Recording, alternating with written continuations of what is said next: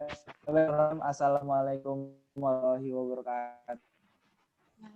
Waalaikumsalam warahmatullahi wabarakatuh. Semuanya semoga baik saja kabarnya. Ya, perkenalkan nama saya Junasar Ilham. Saya di sini sebagai dengan kalian bisa kelompok 2. Kami di sini akan menjelaskan sedikit tentang sejarah perkembangan Islam. Dan saya ingin berterima kasih untuk Ibu Mini sebagai pelajar RAI telah izinkan untuk kita memperhatikan materi ini. Ya, selanjutnya saya persilakan sebagai Ismi sebagai moderator untuk mengatur acara presentasi ini. Kepada Ismi dipersilakan. Sebelumnya, terima kasih kepada Ilham atas waktunya. Nah, di kesempatan kali ini kita akan memberikan materi, yaitu terdapat 3 materi yang akan disampaikan. Yang pertama ada gerakan pembaharuan Muhammad Abduh, yang kedua ada gerakan pembaharuan Rashid Rida, dan yang ketiga ada proses masuk dan berkembangnya Islam di Indonesia. Untuk materi pertama akan disampaikan oleh Galung Narulita. Untuk waktunya dipersilahkan.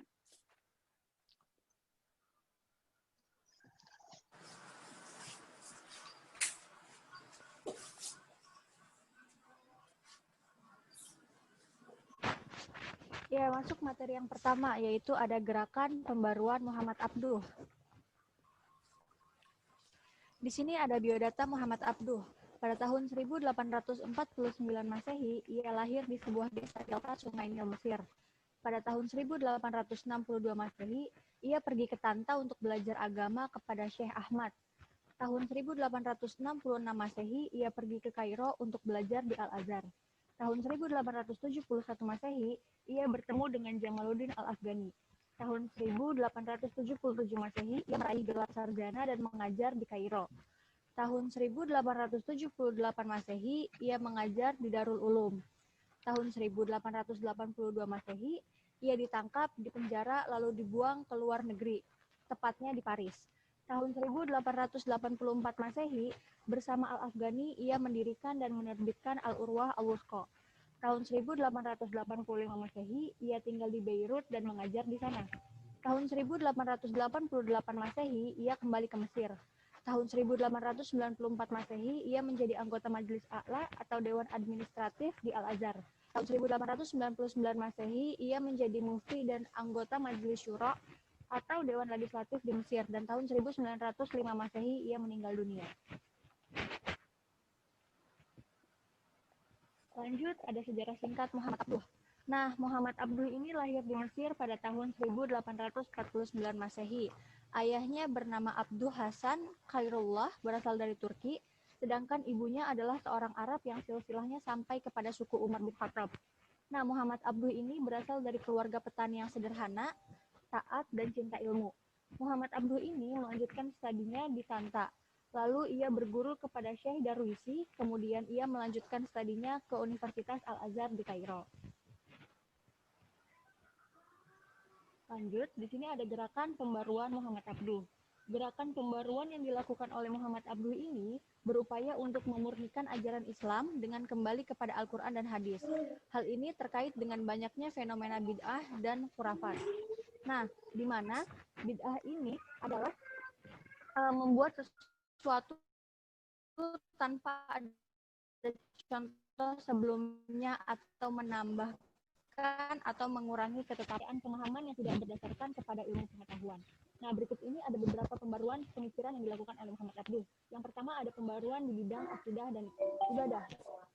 Nah, di bidang pembaruan di bidang akidah dan ibadah ini ditelusuri di dalam bukunya yang berjudul Risalah At-Tauhid, di mana ia menjelaskan bahwa tauhid adalah ilmu yang membahas tentang wujud Allah dan sifat-sifat wajib, jaiz, serta mustahil bagi Allah, serta membahas tentang para rasul untuk mengukuhkan kerasulan mereka serta sifat-sifat wajib, jaiz, mustahil bagi rasul.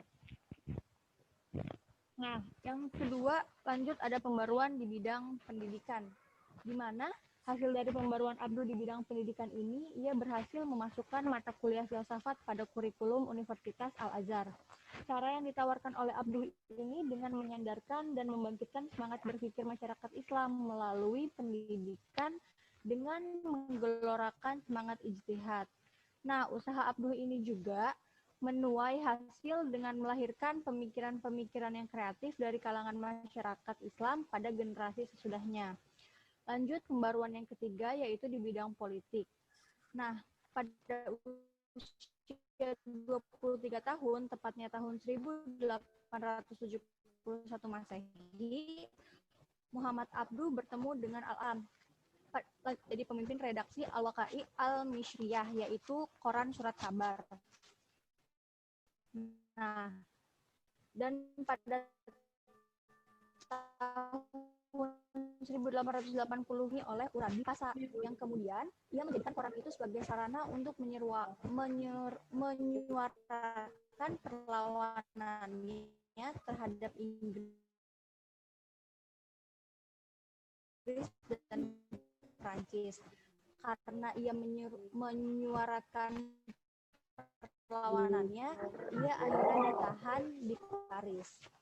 Nah, tahun 1884 Masehi, saat ditahan di Paris, ia bertemu dengan Al-Afghani. Kemudian ia membentuk gerakan Al-Urwah Al-Wusqa. Nah, idenya itu, gagasannya itu mengenai pembaruan bahwa moralitas dan hukum harus disesuaikan dengan kondisi modern demi kemaslahatan bersama. Ia juga menyeruakan beberapa masalah lain yang terkait dengan hukum Islam. Lanjut, ada pembaruan di bidang wakaf. Nah, menurut Muhammad Abduh, wakaf itu merupakan sumber dana yang sangat berarti pada masa itu. Sedangkan dalam pengelolaan administrasi sangat tidak efektif. Nah, untuk itu Abduh membentuk Majelis Administrasi Wakaf. Nah, di mana Abduh ini berhasil memasukkan perbaikan masjid sebagai salah satu sasaran rutin penggunaan dana wakaf. Selain itu, ia juga memperbaiki yang menyangkut sumber daya manusia. Abduh juga memberikan pelajaran kepada para khatib dalam menyampaikan khutbah. Kemudian, tahun 1905, Abdul Karim Salman dan Syekh Sayyid Al-Hambali mengundurkan diri dari Dewan Pimpinan Al-Azhar, sehingga beberapa rencana yang telah disusun Muhammad Abduh tidak dapat terlaksana. Beberapa bulan kemudian, pada suatu malam ketika berangkat ke Eropa, Muhammad Abduh jatuh sakit dan tepat pada tanggal 11 Juni 1905 Masehi, Muhammad Abduh meninggal dunia.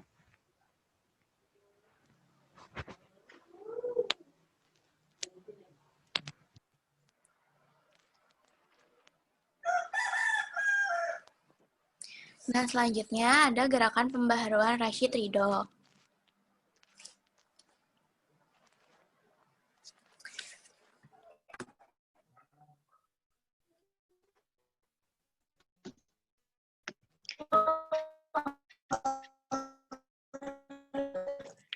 Rashid Ridho ini adalah muridnya Muhammad Abduh yang terdekat. Nah, dia ini lahir pada tahun 1865 di Al-Qalamun, suatu desa yang letaknya tidak jauh dari kota Tripoli, Suriah. Menurut keterangan, ia berasal dari keturunan Al-Husain, cucunya Rasulullah. Semasa kecil, ia belajar di sebuah sekolah tradisional di Al-Qalamun untuk belajar menulis dan berhitung, juga membaca Al-Quran.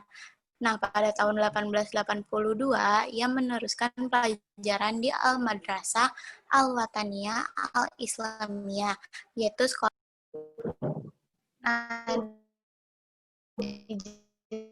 dijelaskan bahwa tujuan Al-Manar ini sama dengan Al-Urwa Al-Wusqa, antara lain mengadakan pembaharuan dalam bidang agama, sosial, dan ekonomi tubuh Islam, menghilangkan faham fatalisme yang terdapat di kalangan umat Islam.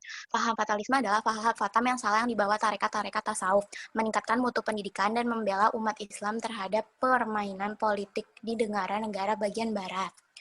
Nah, Rashid Ridho ini melihat perlunya diadakan tafsir modern dari Al-Quran, yaitu tafsir yang sesuai dengan ide-ide yang dicetuskan oleh gurunya. Ia selalu menganjurkan kepada gurunya, yaitu Muhammad Abduh, supaya untuk menulis tafsir modern, karena selalu didesak, Muhammad Abduh akhirnya setuju untuk memberikan kuliah mengenai tafsir Al-Quran di Al-Azhar. Kuliah-kuliah itu dimulai pada tahun 1899. Keterangan-keterangan yang diberikan gurunya oleh Rashid Ridho itu dicatat untuk selanjutnya disusun dalam bentuk karangan teratur.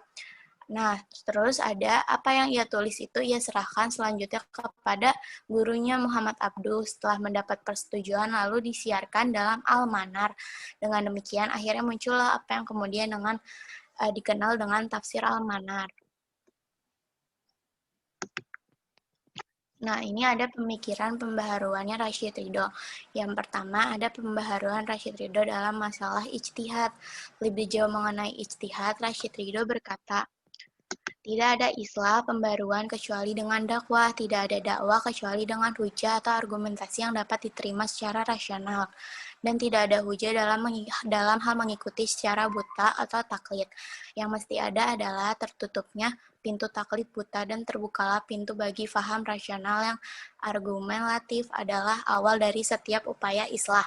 Taklid merupakan hijab yang sangat tebal yang tidak disertai ilmu dan pemahaman. Didasarkan atas kemajuan ilmu pengetahuan dan teknologi, ilmu pengetahuan dan teknologi tidak bertentangan dengan Islam. Untuk kemajuan umat Islam harus mau menerima peradaban Barat yang ada. Barat maju, demikian menurut Rashid Ridho, karena mereka mau mengambil ilmu pengetahuan yang dikembangkan umat Islam zaman klasik. Dengan demikian, mengambil ilmu pengetahuan Barat modern sebenarnya berarti mengambil kembali ilmu pengetahuan yang pernah dimiliki oleh umat Islam.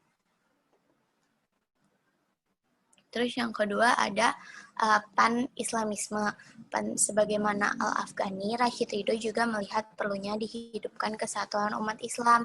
Menurutnya, salah satu sebab lain bagi kemunduran umat ialah perpecahan yang terjadi di kalangan mereka.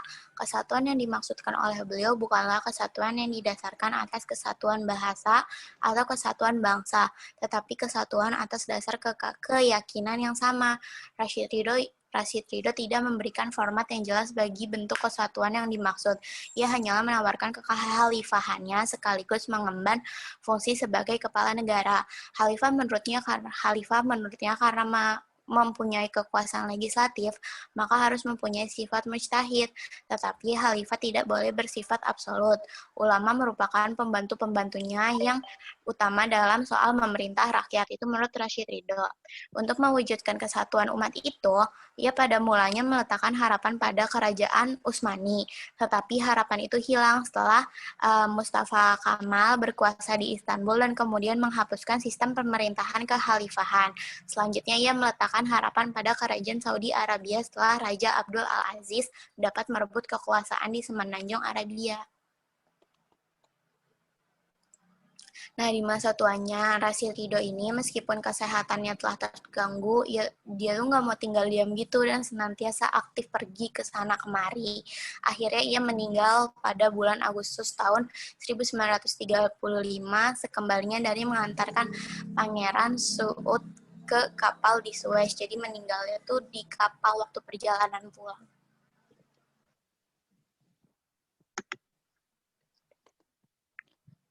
Nah, selanjutnya ini kita udah masuk ke bab 2, yaitu proses masuk dan perkembangan Islam di Indonesia. Nah, masuknya Islam di Indonesia, apa sih yang terjadi? Nah, jadi waktu itu tuh jadi berubahnya peradaban Islam. Jadi peradaban Islam itu adalah proses islamisasi dengan pembebasan masyarakat yang memiliki pemikiran yang kultural, magis, mitologis, kayak gitu, itu pemikiran mereka diubah dengan pemikiran Islam. Seperti itu. Nah, selanjutnya, gimana sih Islam masuk ke Indonesia itu? Dari mana awalnya? Nah, jadi sejak dahulu kawasan timur yang meliputi Kepulauan India Timur dan pesisir selatan Cina sudah memiliki hubungan perdagangan dengan Arab. Nah, ketika itu Nabi Muhammad berhasil menyebarkan Islam di wilayah Arab.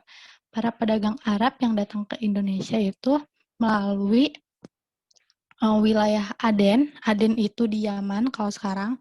Terus menyisiri pantai menuju Maskat, yaitu Oman, Raisut, Siraf, Gudar, Debul, sekarang yang jadi Pakistan, Malabar, Gujarat India, ya. Ini ada warna kuning nih. Ini jalurnya ke sini. Habis itu dari India, dia ke Chittagong, ke Bangladesh, ke Akyab itu sekarang Myanmar, lewat Selat Malaka, habis itu sampailah di Perlak, yaitu Aceh Timur. Nah, dari Aceh Timur terus menyebar ke bagian Indonesia sampai Ternate Tidore. Nah, rute lain juga ada yang langsung dari Aden, dari Yaman itu tadi, ke Pantai Malabar. Pantai Malabar itu laut India, terus ke Selat di Malabar itu di Laut Arab ini, yang pink nih jalurnya, lalu dia ke Selat Cilon. Selat Cilon itu selat yang memisahkan antara India dengan Sri Lanka, yang di sini, yang kecil nih. Nah, terus ke Singapura, habis itu ke Malaka. Nah, itu rutenya bisa dibilang rute lewat laut. Jadi, lebih cepat dibanding yang lain, itu hanya dalam waktu 6 bulan aja. Udah sampai di Indonesia. Nah, lalu yang terakhir, yang ketiga ini, ada rute darat. Nah, rute darat itu yang ungu nih, ada titik-titik. Nah, itu dari Mekah ke Madain, ke Kabul, itu ke bagian Afghanistan, Pakistan, terus ke Xinjiang, sekarang yang jadi Xinjiang, lalu ke Kanton, lalu ke Alam Melayu. Itu lebih lama dibanding dengan rute laut. Selanjutnya, nah, kapan sih masuknya Islam di Indonesia? Nah, ada 3 pendapat. Para ahli sejarah itu berbeda pendapat tentang kapannya Islam datang ke Indonesia. Pendapat para sejarawan itu dibagi menjadi 3, yaitu yang pertama, itu mengatakan bahwa Islam itu sampai di Indonesia pada abad ke-13, yakni setelah runtuhnya dinasti Abbasiyah akibat serbuan tentara Mongol pada tahun 1258. Nah, pendapat ini tuh didasarkan pada catatan yang terdapat pada batu nisan kubur Malik As-Soleh, yaitu raja pertama Kerajaan Samudra Pasai yang bertuliskan 696 Hijriah atau 1297 Masehi. Nah, pendapat ini juga diperkuat dengan adanya perjalanan Marco Polo yang sempat singgah di Sumatera pada tahun 1292 Masehi. Nah, lalu pendapat kedua ini dikemukakan oleh Naqib al-Atas. Nah, Naqib al-Atas ini membagi menjadi 3 periode juga. Nah, periode pertama itu dimulai sejak abad ke-13 Masehi, kata Naqib al-Atas, di mana Islam itu masuk ke daerah Melayu melalui penerapan syariah. Nah, lalu ada periode kedua, dimulai sejak abad ke-15 hingga akhir abad ke-18 Masehi, yang dinamakan dengan periode tasawuf dan kalam.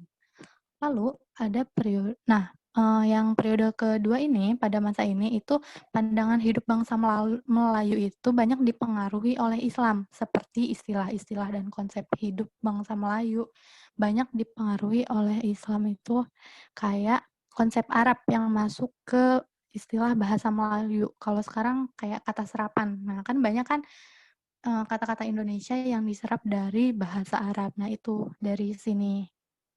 Yang lanjut ke periode ketiga. Menurut Naqib al-Atas, periode ketiga itu lanjutan dari periode kedua melalui pendekatan politik, konsep hidup, sosial, dan budaya.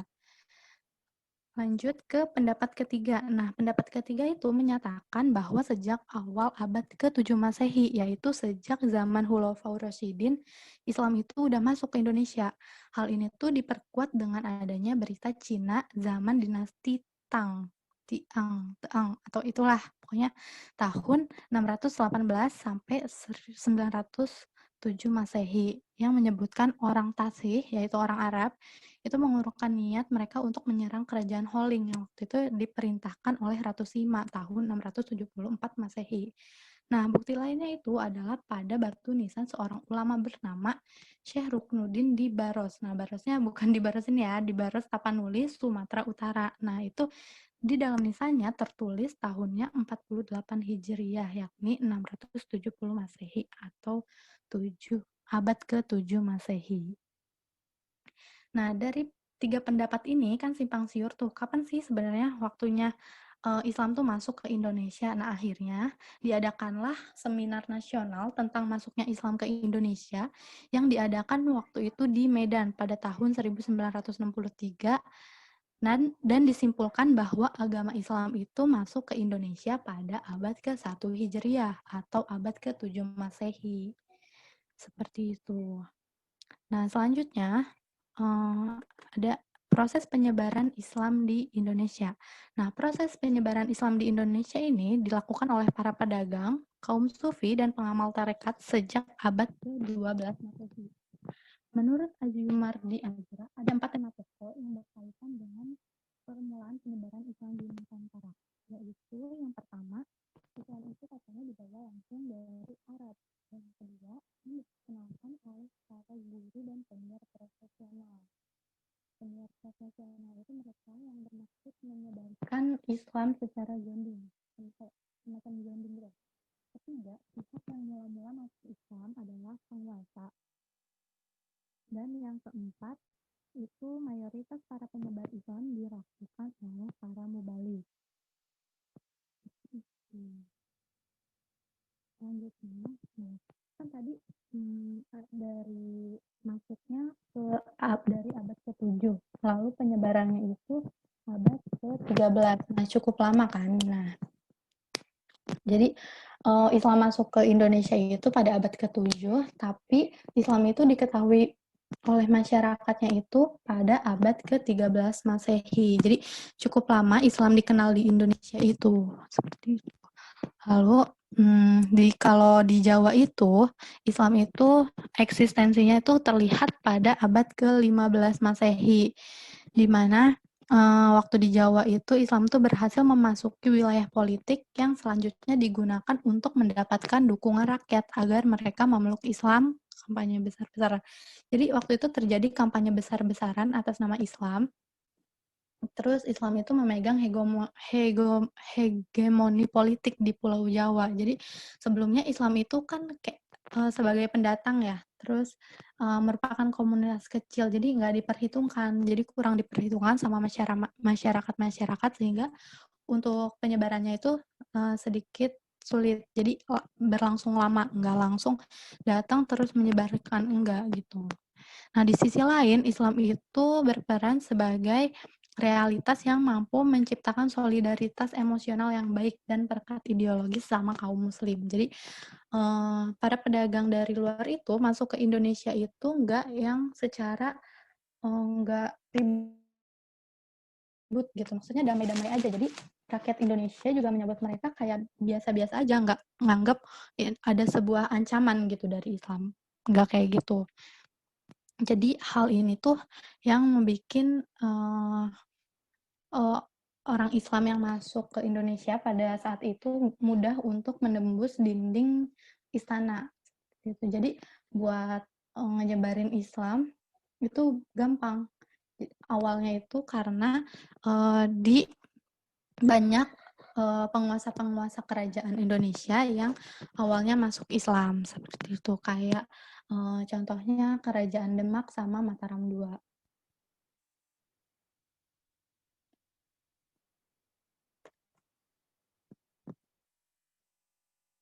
Nah, berkembangnya Islam di Indonesia itu dilakukan secara individual. Mereka melaksanakan kewajiban syariat Islam seperti menggunakan pakaian bersih, memelihara kebersihan badan, pakaian, tempat tinggal, serta tempat ibadah. Nah, dalam pergaulan juga mereka bersikap sederhana, bertutur kata sopan, rendah hati, suka menolong, hormat menghormati, dan menjauhi perbuatan jahat. Nah, sikap seperti itu menjadi daya tarik sendiri nih bagi penduduk Indonesia yang sebelumnya memeluk agama Hindu dan Buddha. Akhirnya banyak masyarakat Indonesia yang tertarik dengan Islam, dan akhirnya banyak juga yang masyarakat Indonesia yang masuk Islam. Jadi sejarahnya dari situ.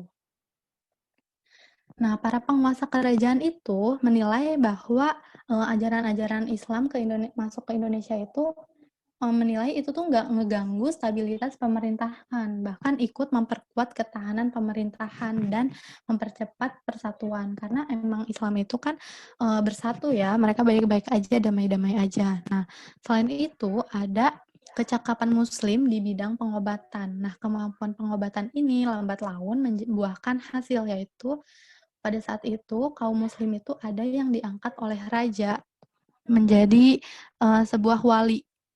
Jadi pada saat itu. Nah, jadi sebenarnya penyebar Islam itu bukan karena raja sendiri, tapi melainkan wali yang waktu itu diangkat oleh penguasa. Jadi wali songo ya disebut wali songo ya waktu itu.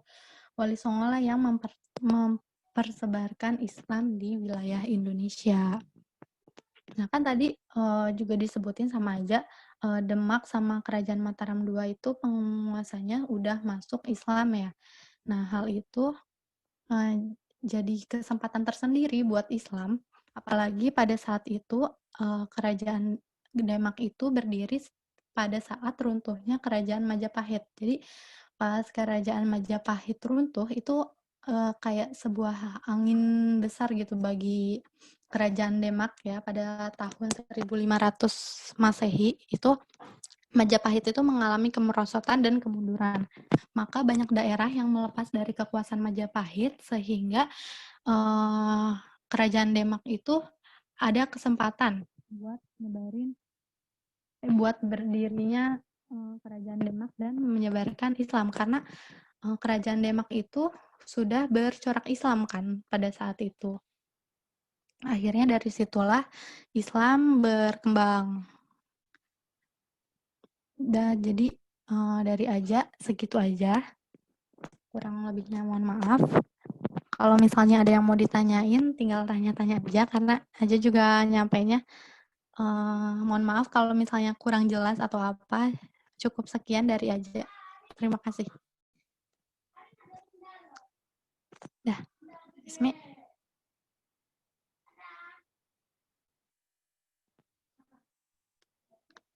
Sebelumnya, terima kasih kepada ketiga pemateri. Untuk sesi selanjutnya, yaitu sesi tanya-jawab. Langsung aja, yang mau bertanya bisa mengajukan pertanyaannya. Ada yang mau bertanya nggak?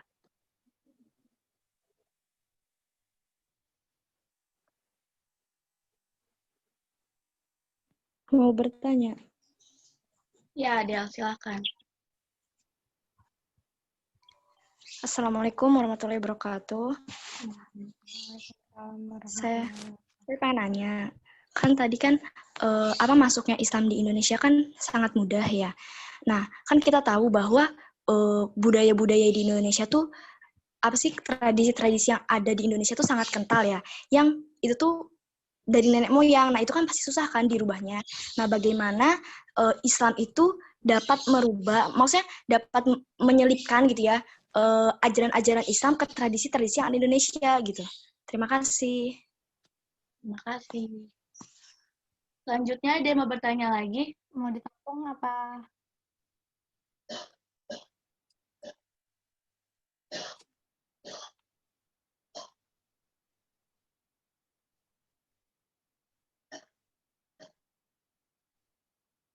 Mungkin pertanyaan dari Adel dulu. Dari ketiga pemateri, ada yang mau menjawab?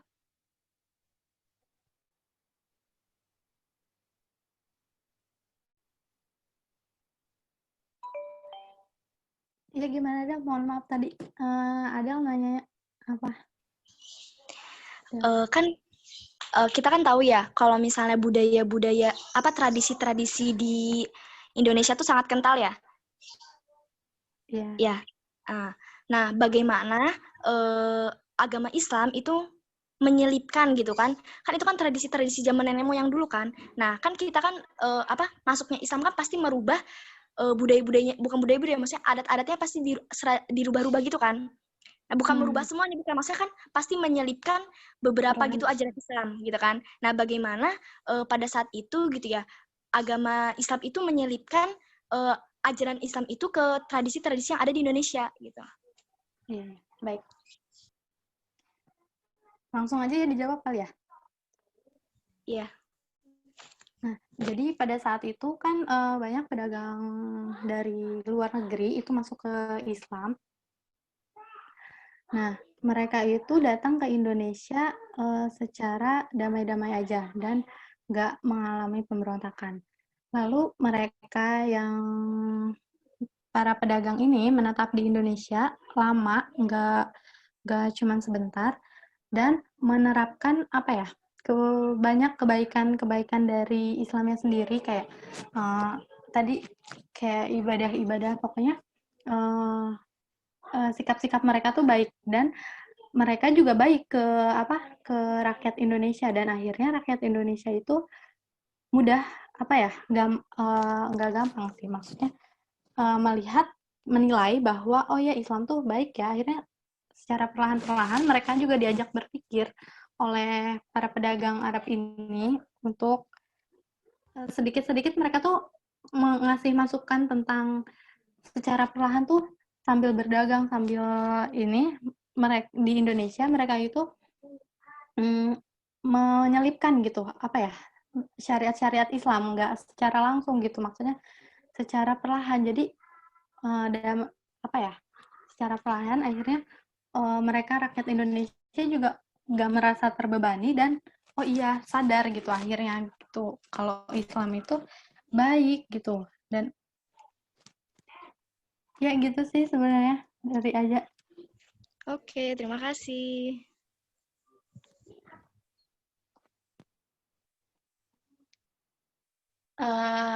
Mungkin ada yang mau masih bertanya lagi?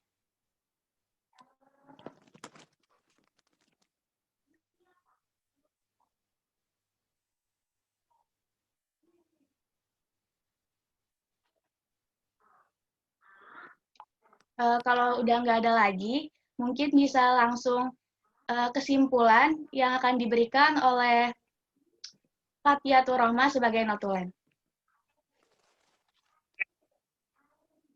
Nah, dapat disimpulkan bahwa modernisasi Islam adalah sebuah pergerakan yang mencoba merukunkan agama Islam dengan nilai-nilai modern dari Barat, seperti nasionalisme, demokrasi, hak-hak sipil, rasionalitas, kesetaraan, dan perjuangan sosial.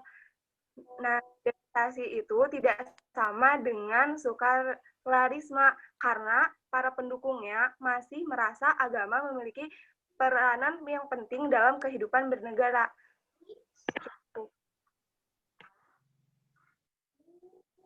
Terima kasih kepada Fathia atas kesimpulannya.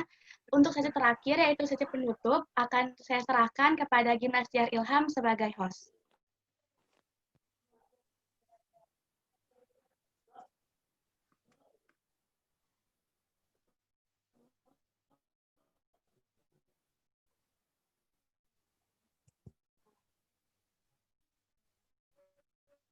Mungkin sekian dari kelompok kami. Kurang lebihnya mohon maaf. Wassalamualaikum warahmatullahi wabarakatuh. Dari kelompok 2. Ya, terima kasih. Terus lanjut untuk doa. Marilah kita akhiri presentasi kelompok. Alhamdulillahirabbil alamin. Doa hamdalah. Alhamdulillahirrahmanirrahim. Ya, terima kasih. Wassalamualaikum warahmatullahi wabarakatuh. Waalaikumsalam.